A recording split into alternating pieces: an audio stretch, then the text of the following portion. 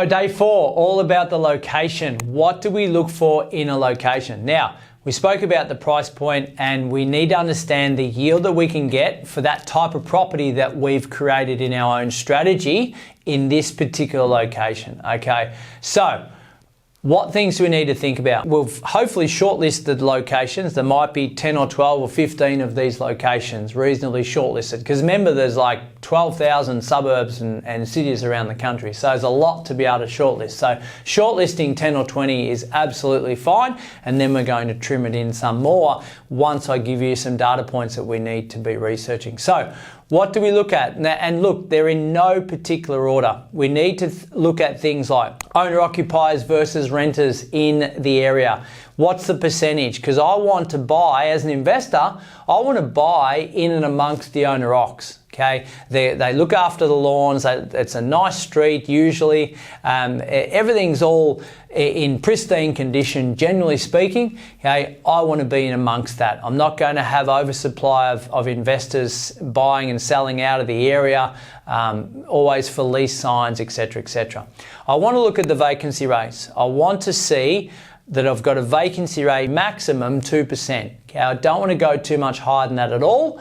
That's the percentage that I want to be able to look at a particular area. So you might have already crossed some of those shortlisted locations off based on vacancy rates, okay, because they can get some oversupply, some of these locations around the country, and they may have high renter percentage as well. Remember, we want to keep that down nice and low. Ideally, a 70-30 would be great. 70% owner-occ, 30% tenant or rented, okay? Household income. We need to understand the majority of the people in that suburb or city or town can afford the mortgage, okay? What's that in proportion to the median house price? So look at that and you'll start to get a feel. When you do this 8 or 10 times over, you'll start to get a feel for the median income versus the median house price, and then you can see, oh, that one's actually a little bit higher than the others, so then that gets a green light in that particular area, okay? We need to look at days on market. That just gives us a feeling of the heat of the market. Are a lot of people buying in there at the moment? Now, days on market, like a really ultra mega hot red hot market would be like 10, 15, 20 days on the market, okay, versus something that's cold, as in no one's buying there. We're talking 80, 90, 120 days, okay? So that should give you a bit of a starting point there. We need to look at how many of these people in this area, owner-occupiers, actually own their home outright. And a lot of this is in the Bureau of Statistics. Census data came out in 2021, released 22, I think. But yeah, you can look at how many own their home outright, right? When you lose your job and you've got no mortgage, it's not the end of the world. You don't have a fire sale on your hands.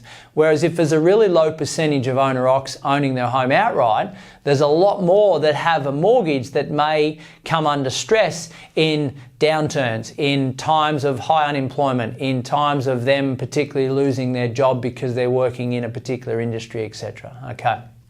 You need to look at population growth.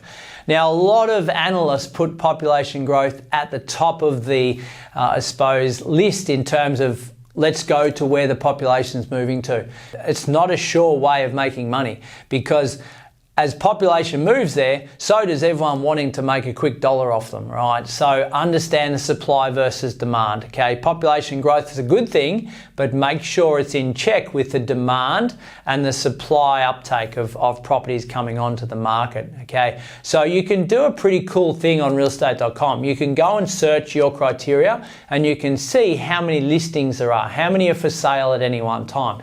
You then click on the filters and then you can tick the under contract box. You tick that under contract box and see the list diminish somewhat. That gives you a feel of how hot the market is and how many under offer at any one time. You can get a feel for how many properties are for sale right now versus another area with the same type of strategy, and then you can start to see, okay, this market is a little bit oversupplied, right? There's not as many There's a lot of properties on the market. They're not moving that quick. The days on the market are high. I've just got to be wary. Check the vacancy rates over the last 20 years to be able to see, has it got a history of that? Okay.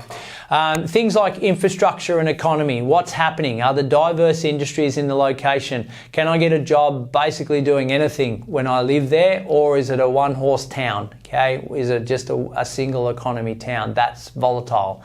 Infrastructure improvements. What's government doing? Are they spending money on the area because they can see the population growth and they know that they're going to create a satellite city out of it, for example? Okay, so what's the projections there? Council websites and government websites are pretty cool for that sort of stuff. Even ring a town planner. Look at the diversification of genders. Look at diversification of economies. Look at generally anyone can move to that area and they can live a comfortable life there when we take into account all of these things, okay? We look at the price point that we're coming in at. What sort of condition will that property be in relation to the type of property that I'm buying, okay? For example, if I'm buying a 500K property and it's a 3-bedroom house, but the median house price there is 600, and the 500K property that I can buy is going to require 100K worth of renovations, maybe I'm just out of my depth there. I've got champagne taste on beer money. I need to be able to move locations to get a better balance there. Especially if your risk profile is low and you haven't got funds to put in to improve the property, you need to move on and cross that particular location out, even though it might have some good track record for growth. Speaking of growth, look at the last 20 years. What's it done from a growth perspective? And more importantly, how many positive years have there been versus negatives? So when it averages out at maybe 8% average annual capital growth, how many of those years were positive years? How many of those did the markets actually go down? Right? When we're looking at 20 years of track record, we want to see maybe 15 or 16 of those were positive years. We don't want to see 10 up, 10 down type markets because it's too speculative, and we've got to really be careful when we buy and when we sell in those type of markets, okay? We're not trying to be speculative here. We're playing the long game and we want a good quality asset that's going to hold us in good stead for the long term. So, a lot to consider there, right? And there's many more things, but I can't fit it in today. You've got to think about so many different indicators, and there's no one priority over the others. So you don't look at one of those indicators and say, yeah, because that's high, I'm just going to buy there. Right? We just need to look at them all and give them green or red lights based on the indicators and then form your assessment of that. So once you do that, you should have shortlisted to maybe 1, 2 or 3 different locations, and then it might be say, right, I look at these 3, I can't split them, I'm going to choose one. And without sounding blasé about this, that one may be just a gut feel, okay? Because we've done so much research around our own situation and the markets and our strategy that there's a good chance that all 3 of them will perform very well for you over the next 10 or 20 years. So it might just come down to the good old stomach feel. Right, don't go on the stomach feel if you haven't done any research, by the way. Okay, so there it is, locations day 4. We're now getting busy. We're going to get our hands dirty day 5. We are going to knock some doors down and start this search.